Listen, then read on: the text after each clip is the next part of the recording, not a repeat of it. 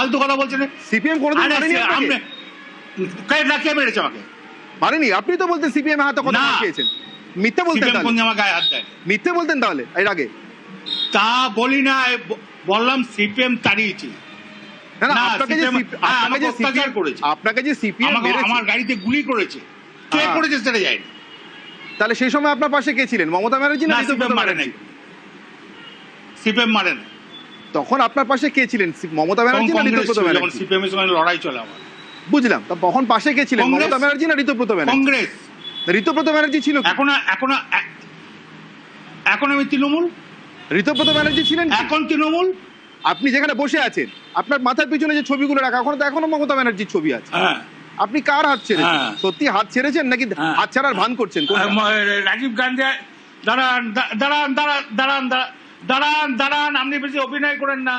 রাজীব গান্ধীর ছবি আছে, ইন্দিরা গান্ধীর ছবি আছে, তারপরে আমাদের এক্স মুখ্যমন্ত্রীর ছবি বিধানচন্দ্র রায়, রায়ের ছবি আছে, মমতা ব্যানার্জি, তারপরে বাজপেয়ীর ছবি আছে। আর কার ছবি দেখতে চান? মমতা ব্যানার্জির ছবিটা। মমতা ব্যানার্জির ছবি আছে, কেন থাকবে না? এই তো মমতা ব্যানার্জি হাত ছেড়ে দিয়েছেন বলছেন, থাকবে। কবে লাগাবেন? মুখ্যমন্ত্রীর ছবি আছে আমার। কবে লাগাবেন শুভেন্দু অধিকারীর ছবি? না না, সিদ্ধার্থচন্দ্র রায় ঠিক টাইমে লাগাবো। ওই তো সিদ্ধার্থ শঙ্কর রায়ের ছবি আছে, 21শে জুলাইয়ের আগে না পরে? রায়ের ছবি আছে, জওহরলালের ছবি আছে। ঠিক টাইমটা 21শে জুলাইয়ের আগে না পরে? এই ঠিক টাইমটা 21শে জুলাইয়ের আগে না পরে? কি ব্যাপারে? এই যে শুভেন্দু অধিকারীর ছবি লাগাবেন 21শে জুলাইয়ের আগে না পরে? বললেন না আগে ঠিক টাইমে লাগাবো। কি ফিক্স? প্রত্যেকটি মুখ্যমন্ত্রীর ছবি আমার বাড়িতে আছে, প্রত্যেকটা প্রধানমন্ত্রীর ছবি আমার বাড়িতে আছে। এটা তো আপনাকে আমাকে জেনে শিখতে হবে না। বলছি জ্যোতি বসু আর বুদ্ধদেব ভট্টাচার্যের দুটো ছবি দেখিয়ে দেবেন। আমার লাভ কি? অনুব্রত বাবু, আরে অনুব্রত বাবু, আপনি বলছেন সব মুখ্যমন্ত্রীর ছবি আছে, আমি বলছি জ্যোতি বসু আর বুদ্ধদেব ভট্টাচার্যের ছবি নেই, লাগানো নেই জ্যোতি বসু বুদ্ধদেব ভট্টাচার্যের ছবি। আমি তো বললাম যে আপনার সঙ্গে আমি তর্ক করতে রাজি নয়। আমি তর্ক করছি না, জানতে চাইছি। দল করি, বামপন্থী করি না। ও আচ্ছা, তার মানে ডানপন্থী সব দলের ছবি লাগানো। আমি বামপন্থী করি না, আমি ডানপন্থী করি। বেশ বেশ বেশ, বুঝতে পারছি। তার মানে ডানপন্থী সব মুখ্যমন্ত্রীর ছবি লাগানো। বামপন্থী করি না দাদা। আমি আপনাকে জিজ্ঞাসা করলাম আপনি দল বদলালেন কেন? আমি তো এখনো টিএমসি। কোন TMC? Kalighat TMC? Kalighat TMC, Mamata TMC না ঋতুব্রত টিএমসি? কোন টিএমসি? টিএমসি একটাই। কোনটা? টিএমসি একটাই। কোনটা টিএমসি? সেই টিএমসি কোনটা? কালীঘাট, মমতা, ঋতুব্রত, কোনটা? আপনি কে বলেন? আপনাকে কৈফিয়ত দেবো? মানে আপনি আসলে নিজেও জানেন না আপনি কোন টিএমসি? আপনাকে কৈফিয়ত দেবো? আপনাকে বোধহয় কেউ চ্যানেলে বলছি 21শে জুলাই আপনাকে বলতে আমি রাজি না। 21শে জুলাই পরের দিন থেকে আমরা চ্যানেলে, এর পরের দিন থেকে আমরা চ্যানেলে আপনাকে কোনো বাইকই দেবো না। সে দেবেন না, তাতে কি এসে যায়? এর পরের দিন থেকে আমরা চ্যানেলে কোনো বাইক দেবো না। আচ্ছা আচ্ছা, শুনুন না অনুব্রত মণ্ডল, এটা বলুন, আপনি আমাকে একটা কথার উত্তর দিন। এই যে অনুব্রত মণ্ডলকে বলা হতো বীরভূমের বাঘ, ফিরহাদ হাকিম গিয়ে সার্টিফিকেট দিয়ে এসেছিলেন, মমতা গিয়ে সার্টিফিকেট দিয়ে এসেছিলেন, তো সেখানেও মমতা, সেখানেও ফিরহাদ হাকিমের তৃণমূল কংগ্রেস, তার সঙ্গে অনুব্রত মণ্ডল, বীরভূমের বাঘ, তার হঠাৎ কি হলো? বাঘ হঠাৎ নিজের দল ছেড়ে অন্য দলে চলে যাচ্ছে।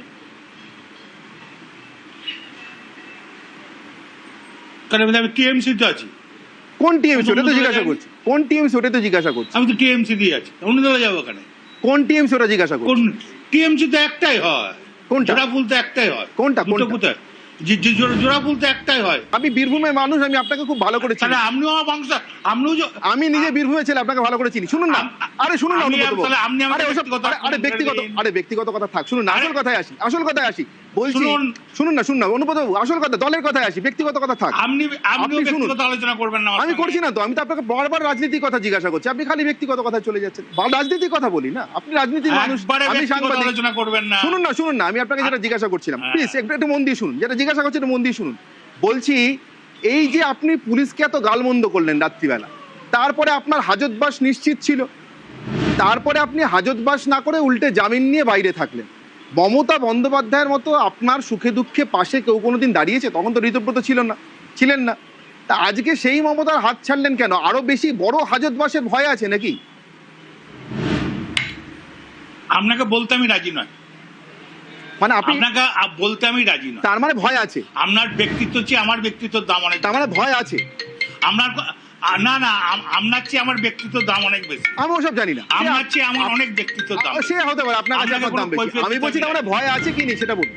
আপনাকে কোনো কৈফিয়ত দিতে আমি রাজি নয়, একবারই না। তার মানে অনুব্রত মণ্ডলের ভয় আছে। বললাম তো আপনার কোনো ব্যক্তিত্ব আমি রাজি নয়। সে ঠিক আছে, আপনি ছেড়ে দিন, আমার ব্যক্তিত্ব আমি বুঝে নেবো। আপনি বলুন আপনার ভয় করে কি? বললেন না বললেন আমার ভয় করে। আপনার কি আরেকবার তিহার যাওয়ার ভয় করে?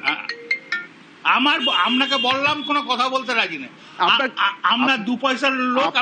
আপনার কি রাত্রিবেলা মনে হয় দুঃস্বপ্ন দেখেন ঘুমের মধ্যে আবার তিহার নিয়ে যাচ্ছে? ওটা আপনি দেখেন বোধহয়। আচ্ছা আপনার ওই শক্তি করে আপনি দেখেন বোধহয়। ওই শক্তি করে ল্যাংচা খাওয়ার কথা মনে পড়ে? আমি তো তিহার ঘুরে এসেছি। বলছি শক্তি করে ল্যাংচা খাওয়ার কথা মনে পড়ে? সেই পুলিশ আপনাকে ঘিরে থাকতো, সেই পুলিশ আপনাকে ঘিরে থাকতো, আজকে আপনার বাড়িতে একটা পুলিশ তিহার ঘুরে এসেছি। মনে পড়ছে? শক্তি করে ল্যাংচা খাওয়া, আপনাকে সিবিআই নিয়ে যাচ্ছে আর পুলিশ আপনাকে ঘিরে বসে গল্প করছে।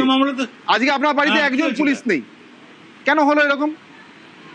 করতেই পারে না, কেন হলো এরকম? কেন হলো এরকম? দিন এলো কেন? ঠিক আছে, ছাড়ুন না। আরে সবই তো ছেড়ে দিচ্ছি, আপনি কোনো প্রশ্নের উত্তর দিচ্ছেন না। আপনি ওই চ্যানেলের হিতাকাঙ্ক্ষী হন না। আপনি কোনো প্রশ্নের উত্তর দিচ্ছেন না। ওই চ্যানেলটা, যে চ্যানেলে রোজগার করে খাচ্ছেন, সেই চ্যানেলটার হিতাকাঙ্ক্ষী। সেই চ্যানেলের হিতাকাঙ্ক্ষী আমি আছি, ছেড়ে দিন। ওটা 2 পয়সা রোজগার করছেন তার হিতাকাঙ্ক্ষী। ওটা আমার পেশার জায়গা। আর আমি 2 পয়সা রোজগার করে ইডি নিয়ে যাই, আমাকে ইডি নেয়নি, আপনাকে নিয়ে গেছে। বলছি শুনুন না অনুব্রত বাবু, আপনাকে যেটা জিজ্ঞাসা করছিলাম, সাইগল হোসেনের এত টাকা কোত্থেকে হলো? আপনার টাকা? আপনার সঙ্গে কোনো কথা বলতে রাজি নয়।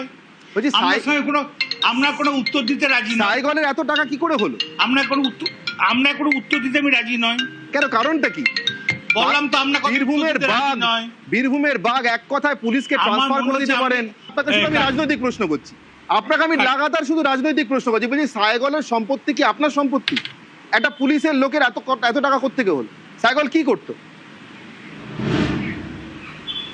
অনুব্রত মণ্ডল কোনো কথার উত্তর দিতে রাজি নন। সোনিয়া, বুঝতে পারছো অনুব্রত দল বদলেছেন, তিনি নিজের মুখে যদিও বলছেন তিনি আসলে বদলাননি, তিনি একই তৃণমূলে আছেন, কিন্তু কোন তৃণমূলে আছেন? 21শে জুলাই 4টে দল এবার 21শে জুলাই পালন করবে, তার মধ্যে একটা কংগ্রেস। তিনি কোনটাতে যাবেন সেটা থেকে শুরু করে সাইগল হোসেনের সম্পত্তি, মানে তার ব্যক্তিগত নিরাপত্তা রক্ষী, তার সম্পত্তি কোত্থেকে হলো, গরু পাচার, কয়লা পাচার, এই টাকাগুলো অনুব্রত মণ্ডল আদৌ কোথা থেকে পেয়েছিলেন, তার সঙ্গে পাচারের কোনো যোগ ছিল কিনা, সিবিআই ইডি কেন তাকে নিয়ে গিয়েছিল, কিসের ভয় তিনি দল ছাড়ছেন, কোনো ভয় কাজ করছে কিনা, দল বদল করলেন কিনা, মমতা বন্দ্যোপাধ্যায় হাত ছাড়লেন কোন ভয়, এই কোনোটারই উত্তর প্রশ্ন করলে অনুব্রত দিতে পারছে না। শুধু নিউজ 18 বাংলা তার সাংবাদিকদের নিয়ে ব্যক্তিগত প্রশ্ন, ব্যক্তিগত কুৎসা করছেন, অর্থাৎ তিনি এই মুহূর্তে কোনো রাজনৈতিক উত্তর দেওয়ার অবস্থায় নেই। এটা বোধহয় অনুব্রত মণ্ডলের জীবনের সব থেকে অরাজনৈতিক একটা দিন বা অবস্থা। রাজনৈতিক অনুব্রত মণ্ডলের যে মৃত্যু ঘটেছে এটা আজকের এই কথা থেকে স্পষ্ট, না হলে অনুব্রত মণ্ডলের মুখে খই ফুটতো।